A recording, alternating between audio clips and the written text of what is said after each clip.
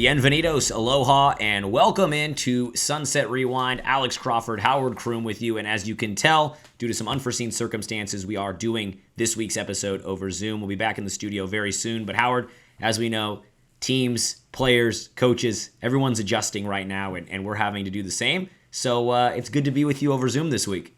Absolutely. Happy to be here. Like you said, some teams have to adjust, we have to adjust, but we'll roll with the punches, and we're going to be here to bring the people a show and recap these games we just saw this week. Remember to follow us at sunset_rewind on Twitter and Instagram, and subscribe to our YouTube channel. We put our full episodes and other clips, interviews, etc. up there. Let's get right to it. Game number 3, the Los Alamitos Griffins had a dominant 50-0 win over the Paramount Pirates. They moved to 3-0, and really, it was dominant through and through. Howard, you had some eye-popping stats about Los Al's performance on Friday night that really illustrate the dominance. I'll say it one more time, dominance. What were those stats that you had? Yeah, the pressure was on all night from Los Al. The word dominant is the one that you have to use. From an offensive perspective, 7 out of 8 possessions, Los Al scored touchdowns. 7 out of 8. Absolutely unstoppable. And it wasn't just one or two guys. DeAndre Moore had 2 touchdowns. The very first offensive drive for Los Al was a 2-play drive. Both passes went to DeAndre Moore, one of them for 69 yards and a touchdown. So just right out the gates, just putting pressure on the Paramount defense, starting out on fire. Mekhi Lemon, who we know is talented, going to Oklahoma with Malachi, had 2 touchdowns. Gavin Porch got in on the action. Nigel Osborne, all of these weapons that we know Los Al has, and they came out and showed it early on. Went into halftime with a 43-0 lead over Paramount. So they just came and took everything that they wanted from the defense. Well, it's always the usual suspects, and there's a lot of usual suspects with Los Alamitos. Mekhi Lemon, Malachi Nelson, Alec Wills, and all the guys on the defense I know you'll talk about. Go ahead. Well, I didn't even mention Alec Wills. I think Alec Wills had the most catches of the night, so forgive me for not mentioning him. Our guy Kent Bickel on the Los Al radio call said that Alec Wills has caught every ball thrown to him this year. I don't know if he means literally, but it feels that way. Every time Los Al needs a big play, Alec Wills over the middle. He's taking big hits. He's doing everything that his team needs. So we go through all of these guys on the offensive end, and we forget first-team All-Sunset League Alec Wills, who, if you're watching the game, you're not going to forget him. Just dynamic weapons all over the field for TJ Fenton, offensive coordinator, and Malachi Nelson, the quarterback.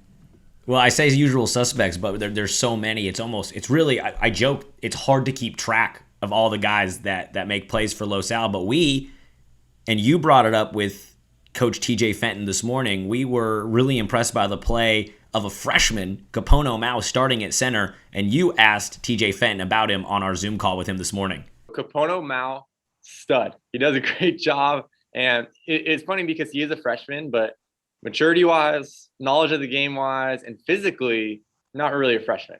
It's oddly enough, I was talking to another teacher here on campus, and I said hi to Capono, and he goes, "Oh, he plays football. Obviously, what position did he play?" I'm like, "Oh, he's our starting freshman center." And the teacher responds with, "He's a freshman?" I go, "Yeah, isn't it great?" Like Coach Fenton said, he doesn't look like a freshman. He doesn't have the mentality of a freshman. He carries himself like an older guy, and that's what you're going to expect when you see a freshman starting on the offensive line. But it blows me away that he's starting at the center position.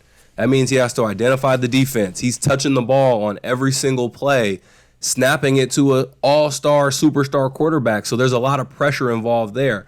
Los Al's not just a run-of-the-mill team. This is a team with CIF and state championship aspirations. So for Coach Fenton and Coach Snyder, the offensive line coach, to put that kind of faith in Capono Mao as only a freshman, you know he's a special, talented offensive lineman. So we're going to have our eyes on him over the next couple of years because he's going to make a lot of noise when it comes to recruiting.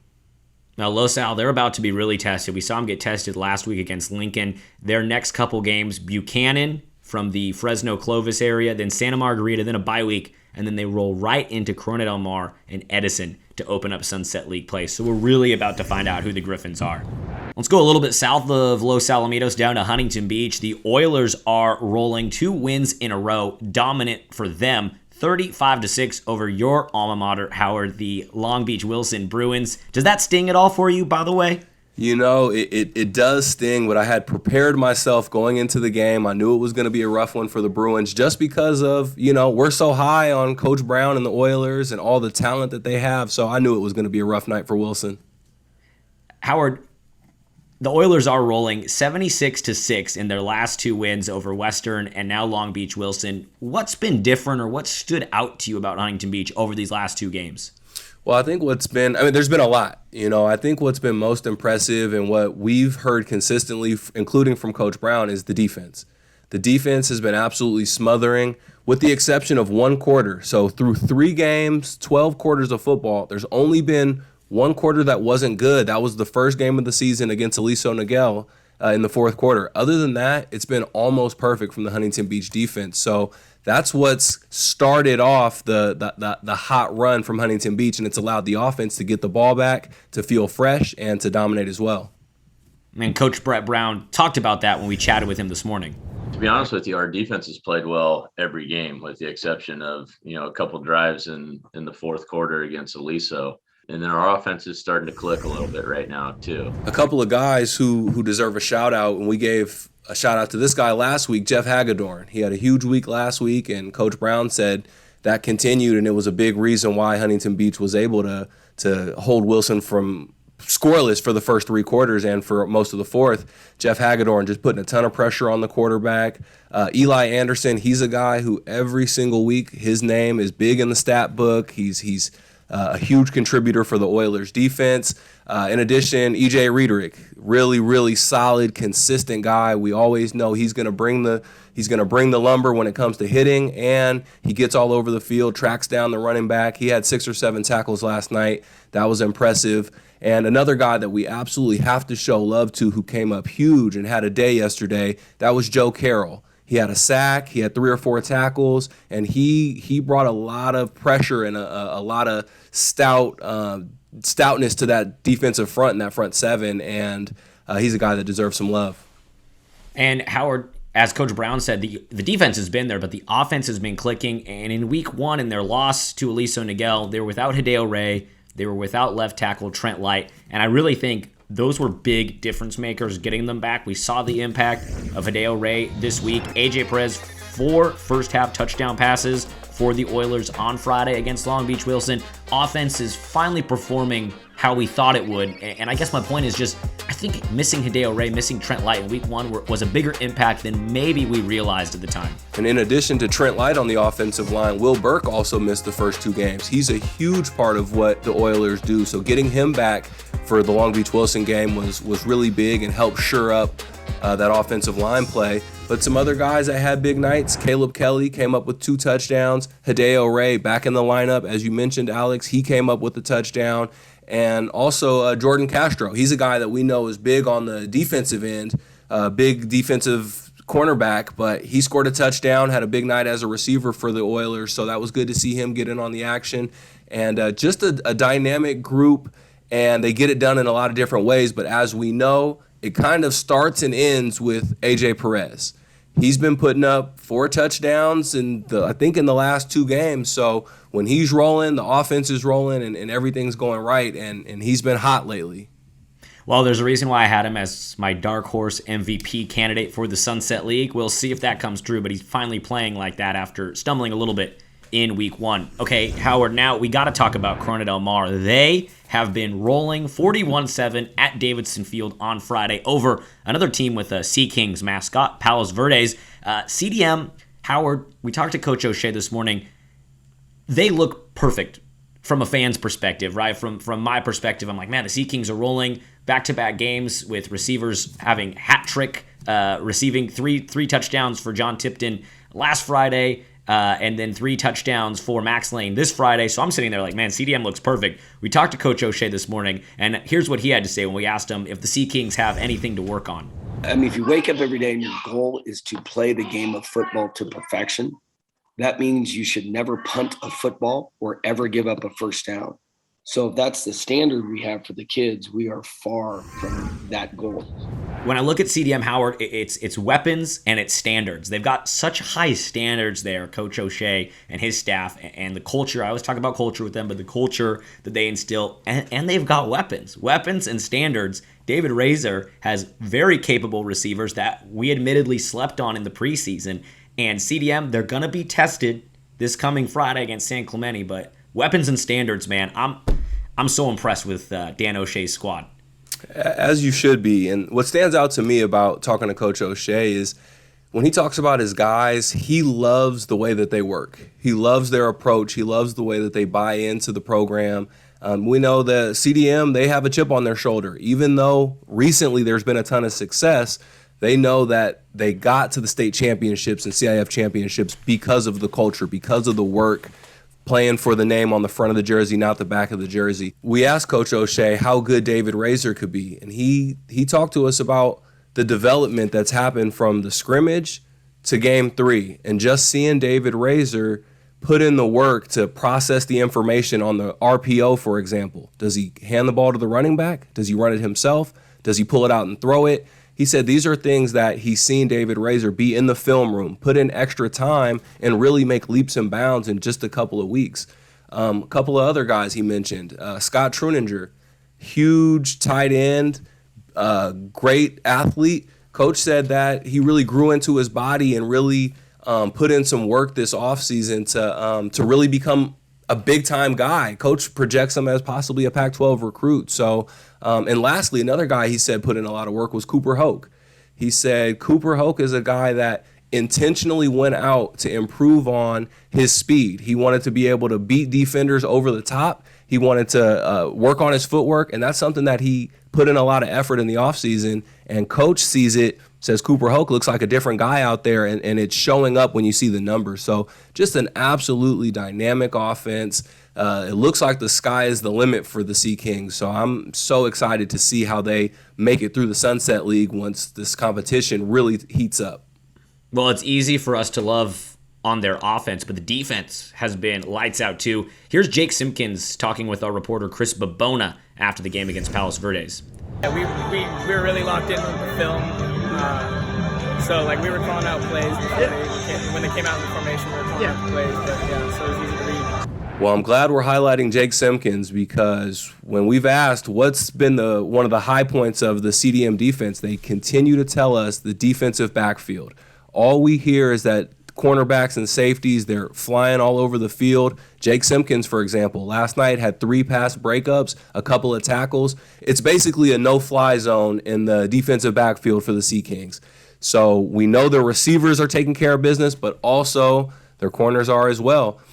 In the front 7, a guy, Jaden Rosenheim, we've called his name, I think, every week here so far. Last night he had a big sack on 4th down, got the defense off the field, also forced a turnover, forced a fumble. So he's a guy that's been very productive, and it's been a group effort from the Sea Kings, but the talent is the individual efforts and talents are starting to rise up, and we're really seeing guys separate themselves like Jake Simpkins.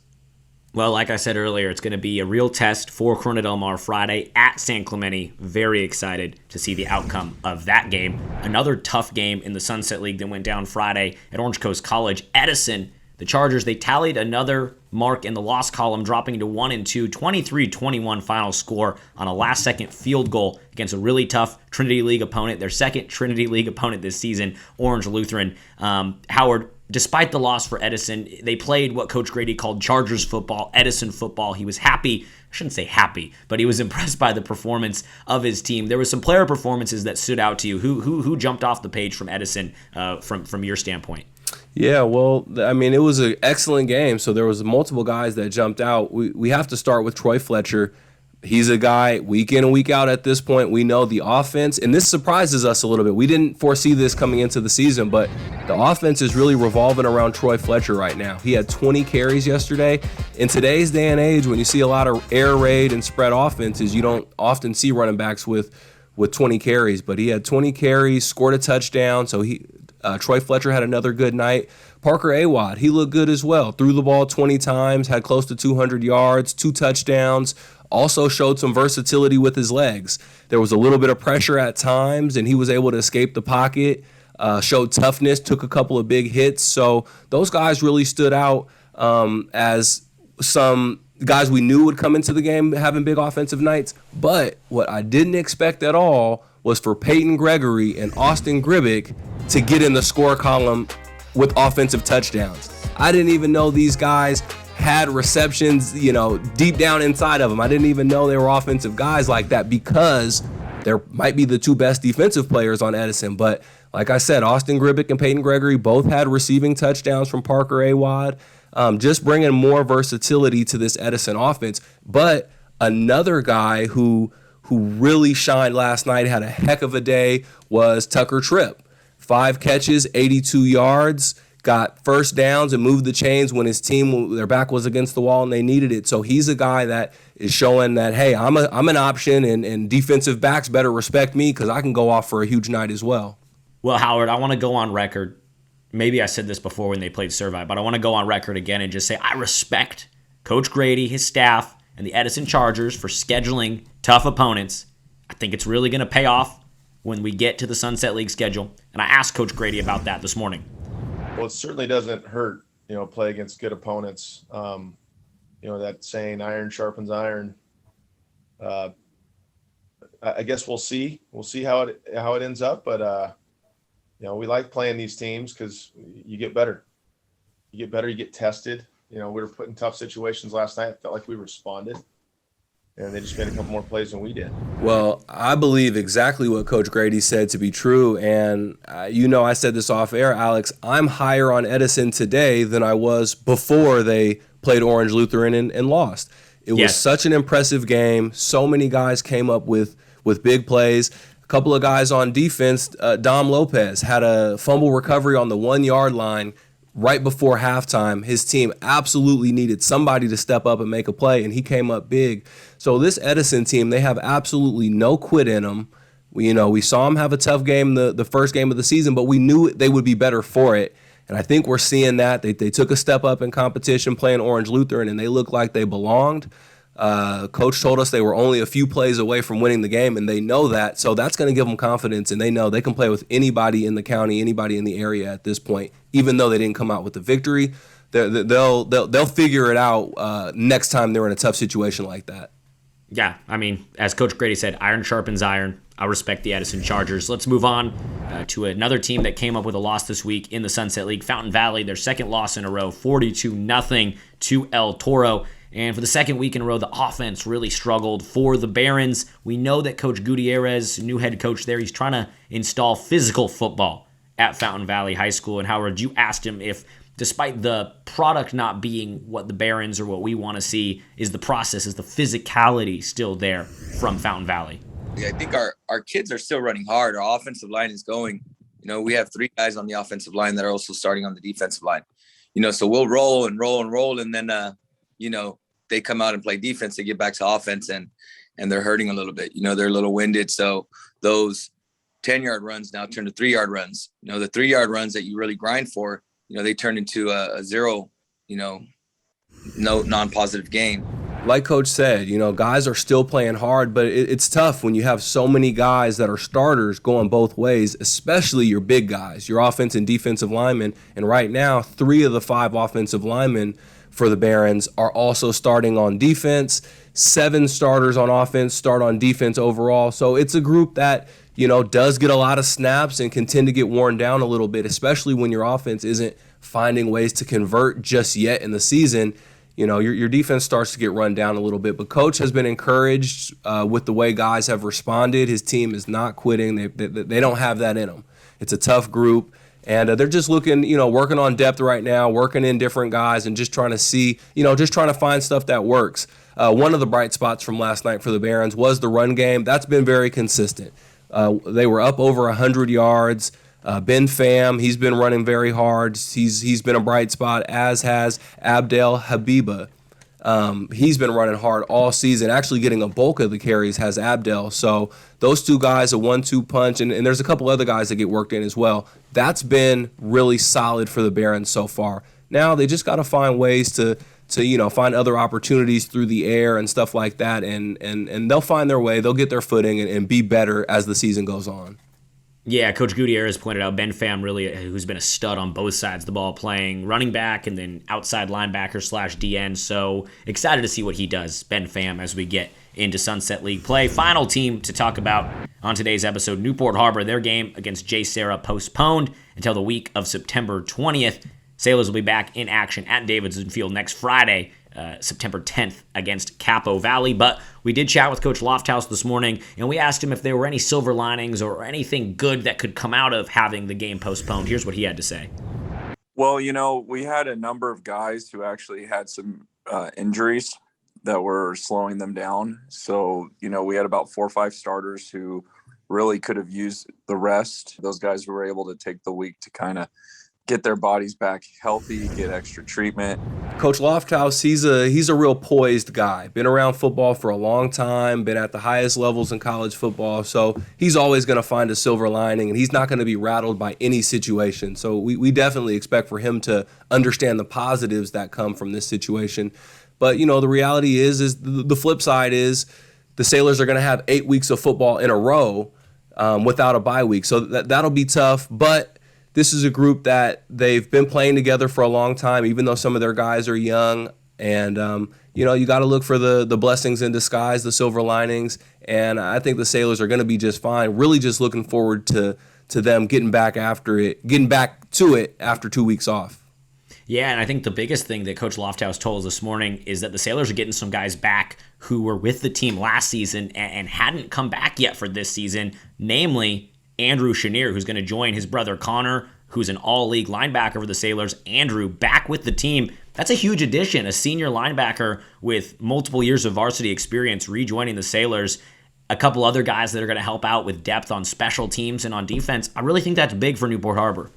Yeah, Andrew Chenier does a good job on the edge for the Sailors. We've seen a lot of him. As you mentioned, Alex played a lot of varsity football in his day. So bringing that kind of experience and athleticism, it's only going to help the Sailors shore up that front seven. And like I said, they'll be back in action Davidson Field Friday against Capo Valley. Howard and I will be on the call there. Howard, any final thoughts from game number 3 of the Sunset League?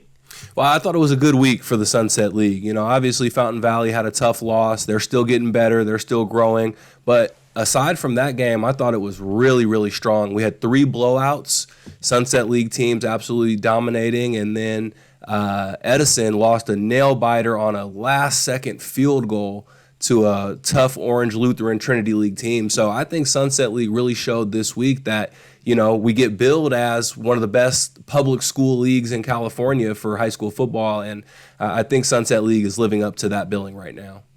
Absolutely. I agree. I can't wait to see as we roll towards league play how these teams do. We'll be debuting our website very soon, and our website will be brought to you by GoldenCom. If your website's not working as hard as you want it to, check out GoldenCom. They will get you dialed in. Follow us on social media at Sunset_Rewind and subscribe to our YouTube channel for more content, more in-depth stuff that you can't get on our social media channels.